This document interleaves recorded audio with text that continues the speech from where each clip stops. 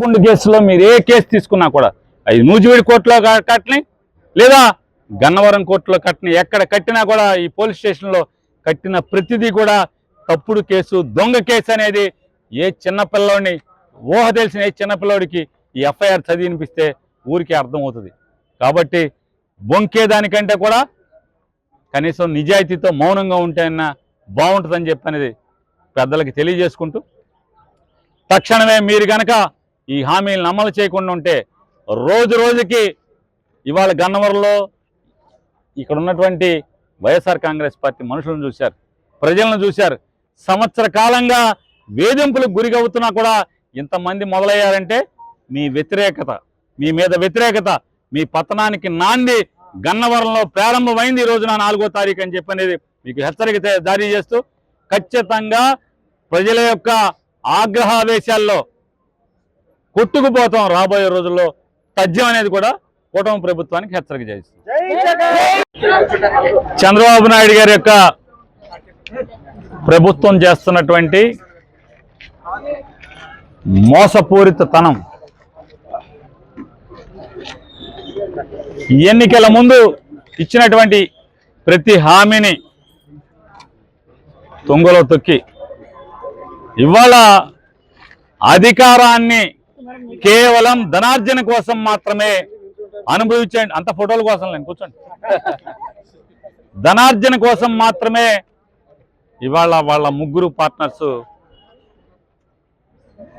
కాలం గడపటం, సొమ్ము జనాంది, సోకు చంద్రబాబు నాయుడు కొడుకు పవన్ కళ్యాణ్ది అవటం మనందరం చేసుకున్నటువంటి దౌర్భాగ్యం.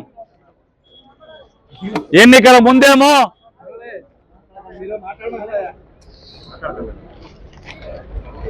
జగన్మోహన్ రెడ్డి ఇచ్చిన పథకాల కంటే కూడా ఎక్కువగా మీకు ఇస్తామని, జగన్మోహన్ రెడ్డి గారు చేసిన దానికంటే కూడా అదనంగా కూడా ఇస్తాను, జగన్ నన్ను అడుగుతున్నాడు డబ్బులు ఎక్కడి అని చెప్పని, నా 40 ఏళ్ల అనుభవం, సంపద సృష్టిస్తాను, సంపద సృష్టించి ఆ డబ్బులందరినీ కూడా జనానికి పంచిపెడతాను, అలాగే ఈ రాష్ట్రం మొత్తం అభివృద్ధి చేస్తాను,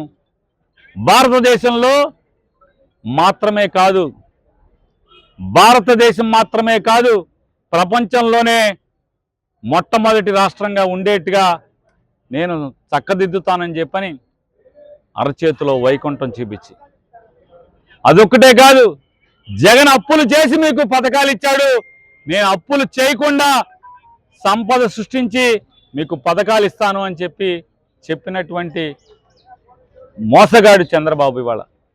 ఇవాళ అదొక్కటే కాదు అనేది చేయకుండా ఉన్న జగన్మోహన్ రెడ్డి చేసిన అప్పులను కూడా నేనే తీర్చేస్తాను, 2029 కల్లా భారతదేశంలో అప్పు లేని రాష్ట్రంగా ఆంధ్రప్రదేశ్ని చేస్తానని చెప్పినటువంటి ఈ మోసగాడు 12 మాసాలు తిరిగేప్పటికీ ఈరోజు మంగళవారం, ఈ మంగళవారంతో 1,54,000 కోట్ల రూపాయల అప్పు తెచ్చినటువంటి దౌర్భాగ్య స్థితి ప్రభుత్వం ఇది చంద్రబాబు నాయుడు ప్రభుత్వం. అప్పు చేయనని చెప్పి అప్పులు చేస్తూ, జనానికి జగన్ కంటే మిన్నగా పథకాలు అమలు చేస్తానని చెప్పని ఎన్నో మాయ మాటలు చెప్తూ, మీరు విశాఖపట్నం వెళ్ళాలనుకుంటున్నారా మీ పిల్లలతో, మీరు తిరుపతి వెళ్ళాలనుకుంటున్నారా, లేదా మీరు శ్రీశైలం గుడికి వెళ్దాం అనుకుంటున్నారా, లేదా నెల్లూరు రొట్టెల పండగకి వెళ్దాం అనుకుంటున్నారా, లేదా గుణదల సంబరాలకు వెళ్దాం అనుకుంటున్నారా, ఎక్కడికి కావాలంటే కడప నుంచి గుణదల మొక్కు తీర్చుకోవాలన్నా, లేదా శ్రీకాకుళం ఇచ్చాపురం నుంచి తిరుపతి దేవుణ్ణి చూసుకోవాలన్నా, మీ పుట్టింటికి వెళ్ళాలన్నా, ఎక్కడికి వెళ్ళాలన్నా బస్సు ఫ్రీ అని చెప్పాడు. ఇవాళేమో 7% డబ్బులు లేవు అంటాడు. ఇవాళ సంవత్సరానికి 3 బండ్లు అన్నాడు.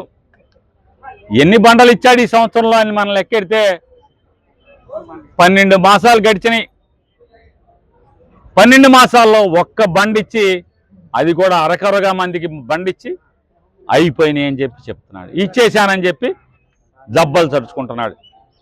ఇవాళ అదొక్కటే కాదు సంక్రాంతి కల్లా రోడ్లు నున్నగా చేస్తా అన్నాడు. కానీ ఈ రోజుకి ఎన్ని రోడ్లు నడువులు పడిపోయేట్టున్నాయో మనం ఈ రోజు కూడా మనం చూసుకునే పరిస్థితి. ఇక పవన్ కళ్యాణ్ ఉన్నాడు, అతనైతే గిన్నిస్ బుక్లోకి ఎక్కిస్తాము, ఇది ఒక పండగలాగా పల్లెటూళ్ళలో పండగలాగా వర్కులు ఇచ్చానని చెప్పాడు. కానీ ఎక్కడా కూడా ఆ మొదలైన పనులు సగం కూడా అవ్వలేదు, బిల్లులు రాలేదు. ఇవాళ ఆయన నిన్న మొన్న చెప్తా ఆ మధ్య చెప్పాడు కూలీ అనే పదం వాడబాకండి ఉపాధి హామీలో అని చెప్పని. కానీ వాళ్ళకి రోజువారీ డబ్బులు ఇంతవరకు పడకపోయినా మాట్లాడే మొనగాళ్ళు లేడు ఇక్కడ ఎవడో కూడా ఈ ప్రభుత్వంలో. అదొక్కటే కాదు, ఇవాళ ఏ పథకం మీరు అడిగినా ఖజానా ఖాళీగా ఉంది, డబ్బులు లేవు అని చెప్పి పేదలుపులు అరిచేటువంటి చంద్రబాబు నాయుడు, పవన్ కళ్యాణ్, అట్లాగే నారా లోకేష్ నాయుడు, వీళ్ళు మాత్రం ముగ్గురు హెలికాప్టర్లో తిరుగుతారు, ముగ్గురు ప్రత్యేక విమానాల్లో తిరుగుతారు. లోకేష్ గారు భార్య పిల్లలను చుట్టాకి జనం సొమ్ముతో విమానం వేసుకెళ్తారు. చంద్రబాబు నాయుడు గారు వాళ్ళ ఇంటికి వెళ్ళి కొత్త ఇల్లు చూసుకుందామని చెప్పని హైదరాబాద్ వెళ్తాకి గన్నవరం కారులో రాడు. ఇంటికాయ నుంచి సచివాలయానికి హెలికాప్టర్, సచివాలయం నుంచి గన్నవరానికి హెలికాప్టర్, గన్నవరం నుంచి వాళ్ళ ఇంటికి విమానం. అనేది చేయకుండా ఉన్న జగన్మోహన్ రెడ్డి చేసిన అప్పులను కూడా నేనే తీర్చేస్తాను, 2029 కల్లా భారతదేశంలో అప్పు లేని రాష్ట్రంగా ఆంధ్రప్రదేశ్ని చేస్తానని చెప్పినటువంటి ఈ మోసగాడు 12 మాసాలు తిరిగేప్పటికీ ఈరోజు మంగళవారం, ఈ మంగళవారంతో 1,54,000 కోట్ల రూపాయలు అప్పు తెచ్చినటువంటి దౌర్భాగ్య స్థితి ప్రభుత్వం ఇది చంద్రబాబు నాయుడు ప్రభుత్వం. అప్పు చేయని చెప్పి అప్పులు చేస్తూ జనానికి జగన్ కంటే మిన్నగా పథకాలు అమలు చేస్తానని చెప్పని ఎన్నో మాయ మాటలు చెప్తూ, మీరు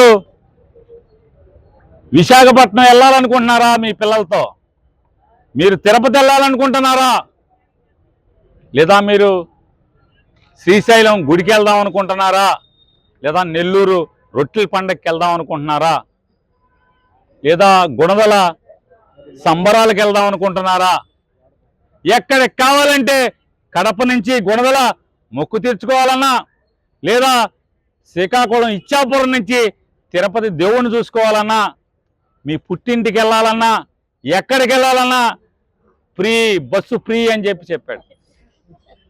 ఇవాళేమో 7% డబ్బులు లేవు అంటాడు. ఇవాళ సంవత్సరానికి 3 బండ్లు అన్నాడు. ఎన్ని బండలు ఇచ్చాడు ఈ సంవత్సరంలో అని మనం లెక్కెడితే 12 మాసాలు గడిచినాయి. 12 మాసాల్లో ఒక్క బండిచ్చి, అది కూడా అరకరగా మందికి బండిచ్చి అయిపోయినాయి అని చెప్తున్నాడు. ఇచ్చేశానని చెప్పి జబ్బలు తడుచుకుంటున్నాడు. ఇవాళ అదొక్కటే కాదు సంక్రాంతి కల్లా రోడ్లు నున్నగా చేస్తా అన్నాడు. కానీ ఈ రోజుకి ఎన్ని రోడ్లు నడువులు పడిపోయేట్టున్నాయో మనం ఈ రోజు కూడా మనం చూసుకునే పరిస్థితి. ఇక పవన్ కళ్యాణ్ ఉన్నాడు, అతనైతే గిన్నిస్ బుక్లోకి ఎక్కిస్తాము, ఇది ఒక పండగలాగా పల్లెటూళ్ళలో పండగలాగా వర్కులు ఇచ్చానని చెప్పాడు. కానీ ఎక్కడా కూడా ఆ మొదలైన పనులు సగం కూడా అవ్వలేదు, బిల్లులు రాలేదు. ఇవాళ ఆయన నిన్న మొన్న చెప్తా ఆ మధ్య చెప్పాడు కూలీ అనే పదం వాడబాకండి ఉపాధి హామీలో అని చెప్పని. కానీ వాళ్ళకి రోజువారీ డబ్బులు ఇంతవరకు పడకపోయినా మాట్లాడే మొనగాళ్ళు లేడు ఇక్కడ ఎవడో కూడా ఈ ప్రభుత్వంలో. అదొక్కటే కాదు, ఇవాళ ఏ పథకం మీరు అడిగినా ఖజానా ఖాళీగా ఉంది, డబ్బులు లేవు అని చెప్పి పేదలుపులు అరిచేటువంటి చంద్రబాబు నాయుడు, పవన్ కళ్యాణ్, అట్లాగే నారా లోకేష్ నాయుడు, వీళ్ళు మాత్రం ముగ్గురు హెలికాప్టర్లో తిరుగుతారు, ముగ్గురు ప్రత్యేక విమానాల్లో తిరుగుతారు. లోకేష్ గారు భార్య పిల్లలను చుట్టాకి జనం సొమ్ముతో విమానం వేసుకెళ్తారు. చంద్రబాబు నాయుడు గారు వాళ్ళ ఇంటికి వెళ్ళి కొత్త ఇల్లు చూసుకుందామని చెప్పని హైదరాబాద్ వెళ్తాకి గన్నవరం కారులో రాడు. ఇంటికాయ నుంచి సచివాలయానికి హెలికాప్టర్, సచివాలయం నుంచి గన్నవరానికి హెలికాప్టర్, గన్నవరం నుంచి వాళ్ళ ఇంటికి విమానం.